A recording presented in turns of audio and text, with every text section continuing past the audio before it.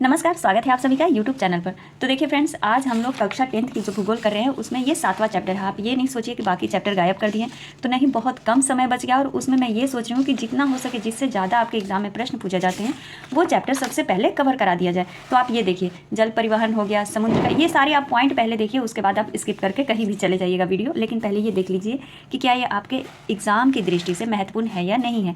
NCERT based chapter है और ये आप जानते ही हैं कि SCERT और NCERT से ही आपके एग्जाम में प्रश्न पूछे जाएंगे। तो चलिए बिना देरी किए हुए मैं सारे अंडरलाइन करके वही पॉइंट सिर्फ आप लोग के सामने प्रस्तुत करूंगी जिनसे कि प्रश्न बन सकते हैं, और अगर कहीं पर गलती से थोड़ी बहुत मिस्टेक हो जाती है तो उसके लिए मैं पहले से ही क्षमा चाहती हूँ। चलिए शुरू करते हैं अपना। आप लोगों को दिख रहा होगा राष्ट्रीय अर्थव्यवस्था की जीवन रेखा है, चैप्टर नंबर 7। यहाँ से देखिए, वस्तुओं तथा सेवाओं का लाना ले जाना पृथ्वी के 3 महत्वपूर्ण क्षेत्रों पर किया जाता है। स्थल हो गया, जल हो गया तथा वायु के द्वारा। ठीक है, इनके द्वारा ये किया जाता है। कोई भी वस्तु को इधर से उधर लाना या भेजना इसके जरिए ही होता है। इन्हीं के आधार पर परिवहन को स्थल, जल व वायु परिवहन यानी 3 वर्गों में विभाजित किया गया है। तो ये नाम याद कर लीजिए, स्थल हो गया, जल परिवहन हो गया और वायु परिवहन, इनको वर्गीकृत किया गया है। ठीक है, अब आगे देखते हैं। इनमें से सबसे इंपॉर्टेंट है स्थल और जल। तो जल को सबसे पहले देख लेते हैं और स्थल को फिर बाद में देखेंगे। स्थल में जैसे स्वर्णिम चतुर्भुज राजमार्ग हो गया, रेलवे लाइन हो गया, राष्ट्रीय राजमार्ग हो गया, राज्य मार्ग हो गया, तो इन सभी को देखेंगे। सबसे पहले जल मार्ग परिवहन। भारत के लोग प्राचीन काल से समुद्री यात्राएं करते आ रहे हैं। इसके नाविकों ने दूर तथा पास के क्षेत्रों में भारतीय संस्कृति व व्यापार को फैलाया। जल परिवहन परिवहन का सबसे सस्ता साधन है। तो अगर पूछ लेता है कि भैया परिवहन का सबसे सस्ता साधन क्या है, तो जल परिवहन है।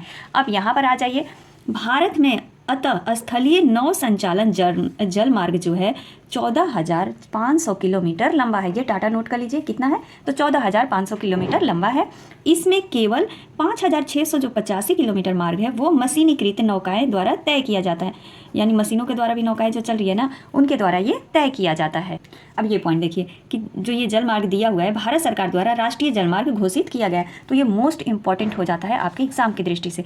हल्दिया तथा इलाहाबाद के मध्य गंगा जल मार्ग जो 1620 किलोमीटर लंबा है, ये कौन सा जल मार्ग कहलाता है, तो नौगम्य जल मार्ग संख्या 1 है। ठीक है, कौन कौन सा, हल्दिया तथा इलाहाबाद के मध्य में यानी बीच में जो गंगा जल मार्ग है जिसकी लंबाई कितनी है, 1620 है, और ये जल मार्ग संख्या 1 के अंतर्गत आता है। दूसरा क्या हो गया, तो दूसरा हो गया सदिया व धुबरी। सदिया व धुबरी के मध्य 891 किलोमीटर लंबा, ये किस नदी पर है, तो ब्रह्मपुत्र नदी पर है। ठीक है, यह जलमार्ग किस नदी पर, ब्रह्मपुत्र जल नदी पर है, और ये जल मार्ग संख्या क्या कहलाता है, तो दूसरा जलमार्ग संख्या कहलाता है। नाम याद रखिए, सदिया व धुबरी के मध्य में है, 891 किलोमीटर, ये दूसरा हमारा जलमार्ग संख्या हो गया। केरल में पश्चिमी तटीय नहर कोट्टापुरम से कोल्लम तक उद्योग मंडल तथा चंपाकारा नहरें जो कि 205 किलोमीटर है, और ये नौगम्य जल मार्ग संख्या 3 है। ठीक है, आगे बढ़ते हैं। ये कहाँ से क्या है, तो केरल में पश्चिम तटीय नहर है। ठीक है, अगला है हमारा काकीनाडा। काकीनाडा और पुदुचेरी नहर स्ट्रेच के साथ साथ गोदावरी और कृष्णा नदी का विशेष विस्तार जो कि 1078 किलोमीटर है, ये चौथा राष्ट्रीय जल मार्ग कहलाता है। तो अगर ये पूछ लेता है कि राष्ट्रीय जल मार्ग, या फिर निशान लगाने के लिए, मैचिंग करने के लिए दे देता है, तो थोड़ा बहुत अगर 1 से 2 बार आप फास्ट मोड करके वीडियो देख भी लेंगे तो वो थोड़ा दिमाग में रहता है और उस समय हमें याद आ जाता है। चलिए अब आगे देखते हैं। अगला जो जलमार्ग है वो है मताई नदी। महानदी के डेल्टा चैनल, ब्राह्मणी नदी, देखिए मताई नदी, महानदी के डेल्टा चैनल, ब्राह्मणी नदी और पूर्वी तटीय नहर के साथ ब्राह्मणी नदी का विशेष विस्तार है। कितना है, तो 588 किलोमीटर, और ये हमारा कौन सा राष्ट्रीय जलमार्ग हो जाता है, तो 5वां हो जाता है। कुछ अन्य अंतर जलमार्ग भी हैं जिन पर परिवहन होता है। इसमें कौन कौन से है, जैसे मांडवी हो गया, जुआरी हो गया, कंबर जुआ, सुंदरबन, बराक, केरल का पश्च जल, ये सभी क्या है, तो कुछ अन्य ये भी जल मार्ग ही हैं जिनके द्वारा परिवहन होता है। आगे देखते हैं हम। ये पॉइंट देखिए, देश का 95% व्यापार मुद्रा रूप में यानी 68% समुद्रों द्वारा ही होता है। समझ गए कितना समुद्र द्वारा होता है, तो 95% व्यापार जो है समुद्र के द्वारा ही होता है। अब सबसे ये टॉपिक मोस्ट इंपॉर्टेंट आता है, प्रमुख समुद्री पतन। भारत की 7516.6 किलोमीटर लंबी समुद्री तट रेखा जो है वो 12 प्रमुख तथा 200 मध्यम व छोटे पतन है। ठीक है, ये जो हमारा तट रेखा जो चलिए अगला पॉइंट हमारा है, भारत की 7516.6 किलोमीटर लंबी समुद्री तट रेखा के साथ 12 प्रमुख पतन और 200 मध्यम व छोटे पतन है। यानी ये सब क्या है, तो ये जो हमारा तटीय रेखा कुल लंबाई कितनी है, 7516 किलोमीटर है। तो इसी में बोल रहा है कि जो 12 है वो प्रमुख है मतलब पतन, और 200 क्या है तो छोटे पतन है। ये प्रमुख पतन देश के 95% विदेशी व्यापार संचालित करते हैं। तो ये सारे पॉइंट याद रखने हैं। आगे बढ़ते हैं, स्वतंत्रता प्राप्ति के बाद कक्ष में मांडला पतन सबसे पहले पतन के रूप में विकसित किया गया। तो देखिए स्वतंत्रता प्राप्ति के बाद भारत में सबसे पहला पतन कौन सा विकसित हुआ था पतन के रूप में, तो कक्ष में कांडला पतन। ठीक है, याद रख कर लेना है, कक्ष में कंडला पतन जो है स्वतंत्रता प्राप्ति के बाद सबसे पहले विकसित हुआ था। देखिए 2 से 4 बार मैं ही बोल दे रही हूँ कि आप लोगों को याद हो जाएगा। ऐसा देश में विभाजन से कराची पतन की कमी को पूरा करने तथा मुंबई से होने वाले व्यापारिक दबाव को कम करने के लिए किया गया था। मतलब पहले पाकिस्तान जब साथ में होगा तो कराची पतन होगा, और इसी को दूर करने के लिए ये कांडला पतन बनाया गया था। आगे बढ़ते हैं, कांडला जिसे दीनदयाल पतन के नाम से जाना जाता है, यानी उसका नाम बदल करके क्या कर दिया गया है, कांडला बंदरगाह का दीनदयाल बंदरगाह कर दिया गया है। यह एक जवारीय पतन है। यहाँ मोस्ट इंपॉर्टेंट हो गया, कांडला एक किस प्रकार का पतन है, तो जवारीय पतन है। यह जम्मू कश्मीर के, एक मिनट, जम्मू कश्मीर, हिमाचल प्रदेश, पंजाब, हरियाणा, राजस्थान, गुजरात के औद्योगिक तथा खदानों के आयात निर्यात को संचालित करता है। तो ये सारे स्टेट को आप लोगों को याद रख लेना होगा, क्योंकि देखिए जो एनसीईआरटी में जितने भी पॉइंट दिए हैं ना, सिर्फ वही पॉइंट सबसे ज़्यादा इंपॉर्टेंट हो जाते हैं। तो कौन कौन है, पंजाब हो गया, हिमाचल प्रदेश हो गया, जम्मू कश्मीर हो गया, राजस्थान हो गया, गुजरात हो गया, इन्हीं सभी से यहाँ से आयात निर्यात यानी संचालित होता है, परिवहन या कोई भी वस्तु आदान प्रदान किया जाता है। आगे बढ़ते हैं हम लोग, मुंबई बृहद पतन है। सबसे बड़ा पतन कौन सा है, मुंबई है, जिसे प्राकृतिक, खुले, विस्तृत व सुचारू पोताश्रय भी कहा जाता है। तो देखिए प्राकृतिक यानी खुला प्राकृतिक पतन किसे कहा जाता है, तो मुंबई पतन जो है। विस्तृत सुचारू पोताश्रय है। मुंबई पतन के अधिक परिवहन को ध्यान में रखकर इसके सामने जवाहरलाल नेहरू पतन भी विकसित किया गया है, जो इस पूरे क्षेत्र को एक समूह पतन की भूमिका क्या करता है, प्रदान करता है, यानी सुविधा प्रदान करता है। ठीक है, अगला आता है हमारा, लौह अयस्क के निर्यात के संदर्भ में जो लोहा होता है उसके निर्यात यानी भेजने के संदर्भ में मार्मागाओ पतन देश का महत्वपूर्ण पतन है।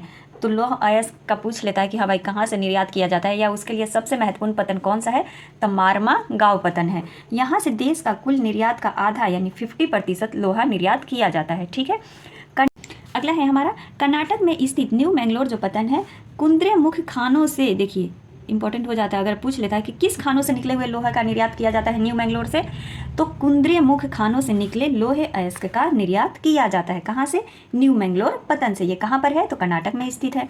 आगे बढ़ते हैं, सुदूर दक्षिण पश्चिम में कोची पतन है। सुदूर क्या है, तो दक्षिण पश्चिम में कोची पतन है। यह एक लैगून के मुहाने पर स्थित है, और यह क्या है, तो एक प्राकृतिक पोताश्रय है। प्राकृतिक पोताश्रय कौन सा हो गया, सुदूर पतन हो गया। और कौन था, तो मुंबई में जो बृहद पतन है वो भी प्राकृतिक खुले प्रकार का पतन है, यानी बंदरगाह है। पूर्वी तट के साथ तमिलनाडु में दक्षिण पूर्वी छोर पर तुतीकोरन पतन है। देखिए तुतीकोरन पतन कहाँ पर है, तो तमिलनाडु में है। पूर्वी तट के साथ दक्षिण पूर्वी छोर पर है, यानी दक्षिण ऐसे होता है ना, तो इस छोर पर है, तमिलनाडु इसी छोर पर तो है, तो यहीं पर है कौन सा पतन, तुतीकोरन पतन। यह एक प्राकृतिक पोताश्रय है। तो देखिए दो तो हम लोग को प्राकृतिक पोताश्रय मिल गया यानी बंदरगाह मिल गया, एक तुतीकोरन मिल गया और एक अभी सुदूर हम लोग देखे थे। ठीक है, आगे बढ़ते हैं, यह पतन हमारे पड़ोसी देश जैसे श्रीलंका, मालदीव आदि तथा भारत के तटीय क्षेत्रों की भिन्न वस्तुओं के व्यापार को संचालित करता है। तो हमारी पड़ोसी देशों के साथ जो व्यापार संचालित करता है कौन, तुतीकोरन पतन है। कौन से पड़ोसी देश है भैया, तो श्रीलंका और मालदीव जो इस साइड है। आगे बढ़ते हैं, चेन्नई हमारे देश का प्राचीनतम कृत्रिम पतन है, यानी बनावटी पतन कौन है, चेन्नई। चेन्नई जो है हमारे देश का प्राचीनतम सबसे पुराना कृत्रिम पतन है। व्यापार की मात्रा तथा लदे सामान के संदर्भ में इसका मुंबई के बाद दूसरा स्थान आता है, यानी सबसे भारी भरकम सामान जहाँ से जाता है, तो मुंबई के बाद किसका दूसरा स्थान है, तो चेन्नई का है। विशाखापट्टनम स्थल से घिरा गहरा व सुरक्षित पतन है। ठीक, तो सबसे सुरक्षित जो बंदरगाह है कौन सा है, विशाखापट्टनम है, जो कि स्थल से घिरा हुआ है, गहरा भी है और सुरक्षित भी है। शुरू में यह पतन लौह अयस्क निर्यात के रूप में विकसित किया गया था। उड़ीसा में स्थित, अच्छा देखिए अब यहाँ तक बस ये हो गया विशाखापट्टनम के बारे में। अब यहाँ से आता है उड़ीसा में स्थित जो पारादीप पतन है। देखिए ये सारे पतन आप लोग नोट करते चलेंगे, तो एक बार आप लोग को एक बार कॉपी पलट लेंगे, फिर सारा एक दो बार नज़र मार लेंगे तो हो जाएगा याद। तो उड़ीसा में जो स्थित पारादीप पतन है विशेषतः लौह अयस्क का निर्यात करता है। कोलकाता एक अंततः स्थलीय नदीय पतन है, यानी नदी के पास जो है यह पतन गंगा ब्रह्मपुत्र बेसिन के बृहत व समृद्ध पृष्ठभूमि को सेवाएं प्रदान करता है। कौन सा पतन? तो कोलकाता का पास जो स्थलीय नदीय पतन है वह पतन। आगे बढ़ते हैं। ज्वारीय पतन होने के कारण तथा हुगली के तलछट जमाव से इसे नियमित रूप से साफ करना पड़ता है। अच्छा जी, तो हुगली नदी के जो तलछट का जमाव जो पानी होता है उससे इसको साफ किया जाता है। कोलकाता पतन पर बढ़ते व्यापार को कम करने हेतु हल्दिया सहायक पतन के रूप में विकसित किया गया है। इस पर ज़्यादा बोझ बढ़ गया है भैया, तो किसी के ऊपर ज़्यादा बोझ बढ़ जाता है, जैसे ट्रेन ही एक जगह पे ज़्यादा अगर जाने लगती है तो उसके लिए एक दूसरी ट्रेन की पटरी बनाई जाती है कि नहीं भाई इसको मोड़ दो, इस रास्ते से इस रास्ते से ये जाएगा, उसका बोझ कम हो जाएगा। तो इसी का बोझ कम करने के लिए हल्दिया सहायक पतन एक विकसित किया गया है। चलिए अब आगे बढ़ते हैं। तो ये हमारे जल परिवहन से संबंधित कुछ महत्वपूर्ण पॉइंट थे। अब हम लोग देखते हैं स्थलीय परिवहन। वो सब परिवहन में क्या पढ़ने वाले हैं? तो पहले सड़क परिवहन पढ़ेंगे, फिर उसके बाद रेल परिवहन और फिर पाइपलाइन। तो चलिए इसको कवर कर लेते हैं। ट्रांसपोर्ट, स्थल परिवहन। भारत विश्व के सर्वाधिक सड़क जाल वाले देशों में से एक है। यह सड़क जाल लगभग, डाटा याद करिए, 56 लाख किलोमीटर है सड़क वाला। ठीक, कितना है? तो 56 लाख किलोमीटर है। भारत में सड़क परिवहन रेल परिवहन से पहले प्रारंभ हुआ था, यानी रेल परिवहन जब आया भी नहीं था उससे पहले ही सड़क परिवहन शुरू हो गया था। निर्माण तथा व्यवस्था में सड़क परिवहन रेल परिवहन की अपेक्षा अधिक सुविधाजनक होता है। रेल परिवहन की अपेक्षा सड़क परिवहन की बढ़ती महत्ता निम्न कारणों से। जो परिवहन है यानी सड़क ट्रांसपोर्ट जो है उसकी महत्ता क्यों बढ़ रही है, इतना क्यों महत्वपूर्ण होते जा रहा है सड़क परिवहन? किन कारणों से? कारण याद करिए। रेलवे लाइन की अपेक्षा सड़कों की निर्माण लागत बहुत कम है। लागत के मामले में क्या है? बहुत कम है। अपेक्षाकृत उबड़ खाबड़ व विक्षिन्न भूभागों पर भी सड़कें बनाई जा सकती हैं। ठीक है, अधिक ढाल प्रवणता तथा पहाड़ी क्षेत्रों में भी सड़कें निर्मित की जा सकती है। इसके लिए भी ये महत्वपूर्ण है और बढ़ता जा रहा है इसका परिणाम। अपेक्षा कम व्यक्ति, कम मजदूर व कम वस्तुओं से भी परिवहन में सड़क मिथ्याभयी है। यानी ये क्या है? मिथ्याभयी का मतलब क्या है? कि इसमें कम व्यक्ति लगता है, कम दूरी और कम वस्तुओं के कारण ये क्या है कि परिवहन में सड़क जो है मिथ्याभयी। अगला है अपेक्षाकृत कम व्यक्ति, कम दूरी व कम वस्तुओं के परिवहन में सड़क क्या है? मिथ्याभयी है। अगला है पॉइंट हमारा कि यह घर घर सेवाएं उपलब्ध करवाता है तथा सामान चढ़ाने उतारने की लागत की अपेक्षा बहुत कम है। सड़क परिवहन अन्य परिवहन साधनों के उपयोग में एक कड़ी के रूप में कार्य करता है, जैसे सड़कें रेलवे स्टेशन वायु व समुद्री पत्तनों को जोड़ती है। भारत में सड़कों की सक्षमता के आधार पर इन्हें निम्नतः कितने वर्गों में बांटा गया है? तो 6 वर्गों में बांटा गया है। किनको? सड़कों को। तो याद कर लीजिएगा भाई कि सड़क परिवहन को कितने वर्गों में? तो 6 वर्गों में बांटा गया है। राष्ट्रीय राजमार्गों के मानचित्र देखें तथा इन सड़कों की महत्वपूर्ण भूमिका बताएं। अभी बच्चों से करवाना पड़ेगा जब आप लोग शिक्षक बन जाएंगे तो। चलिए आगे बढ़ते हैं। हम लोग देखते हैं स्वर्णिम चतुर्भुज यानी महाराजमार्ग। अब इसमें क्या क्या बातें कही गई हैं उन सभी पॉइंटों को देखते हैं। भारत सरकार ने दिल्ली कोलकाता, चेन्नई से मुंबई व दिल्ली को जोड़ने वाली 6 लेन वाली महाराजमार्गों की सड़क परियोजना प्रारंभ की है। इस परियोजना के तहत 2 गलियारे प्रस्तावित हैं। प्रथम उत्तर दक्षिण गलियारा, देखिए कौन से 2 गलियारे? तो पहला जो है उत्तर दक्षिण गलियारा जो श्रीनगर से कन्याकुमारी को जोड़ता है, और द्वितीय गलियारा क्या है? पूरब से पश्चिम का गलियारा। पूरब से पश्चिम का गलियारा जो कि सिलचर तथा पोरबंदर गुजरात को जोड़ता है। देखिए यहाँ से ये किस प्रकार के प्रश्न पूछा होगा, अभी प्रश्न भी साथ में देखिए। देखिए प्रश्न देखिए, निम्न में से कौन से 2 दूरस्थ स्थित स्थान पूर्वी पश्चिमी गलियारे से जुड़े हुए? अभी हम लोग देखें ना, पूर्वी पश्चिमी गलियारे से कौन जुड़े हुए हैं? तो सिलचर तथा पोरबंदर। तो इसका आंसर क्या हो गया? ग हो गया। देखिए सिलचर तथा पोरबंदर यानी गुजरात को जोड़ता है। सिलचर कहाँ है? असम में है। और पूरब का अगर पूछ लेता उत्तर दक्षिण का तो गलियारा कौन है? तो श्रीनगर और कन्याकुमारी से जोड़ता है। आगे बढ़ते हैं। आगे देखिए, यह राजमार्ग परियोजना भारत के राष्ट्रीय राजमार्ग प्राधिकरण NHAI के अधिकार क्षेत्र में है।